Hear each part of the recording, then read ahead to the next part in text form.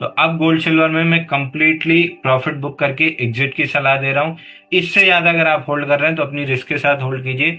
यहाँ से बड़ी डाउनसाइड मतलब जिसको प्रॉफिट बुकिंग कहते हैं, बड़ी डाउनसाइड खुल सकती है। ज्वेलरी खरीदनी हो, किसी की शादी या कुछ है, तो उसके लिए आपकी राय अब क्या है?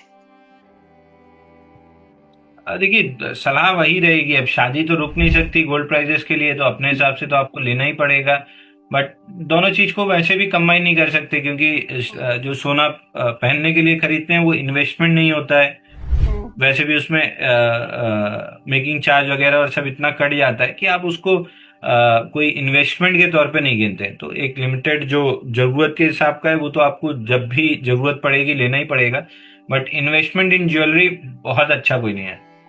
ओके, तो आप कह रहे हैं बहुत अच्छा कुछ नहीं, पर कोई करेक्शन आता हुआ दिख रहा है क्या?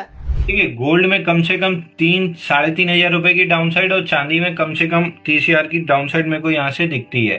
तो अगर वहां पे खरीदना भी है तो I would not by for investment. देखिए, दोनों अलग ओके। चीज है। इन्वेस्टमेंट रिटर्न्स कमाने के लिए अब गोल्ड सिल्वर में नहीं बचा है। अब गोल्ड सिल्वर में जब नया बेस बनेगा तब शायद मौका मिलेगा, या ओके। फिर ऑल टाइम हाई के ऊपर निकले तो ये जो बेरिश स्ट्रक्चर बन रहा है ये फेल हो, जिसकी उम्मीद लगभग ना के बराबर है। तो ज्यादातर 90% 95% प्रोबेबिलिटी डाउनसाइड की है। तो इन्वेस्टमेंट के लिहाज से अब गोल्ड सिल्वर को भूल जाइए, वापस से इक्विटी मार्केट में आ जाइए। अब अगले 1-1.5 साल इक्विटी मार्केट और मिड कैप स्मॉल कैप आपको ज्यादा रिटर्न देगा।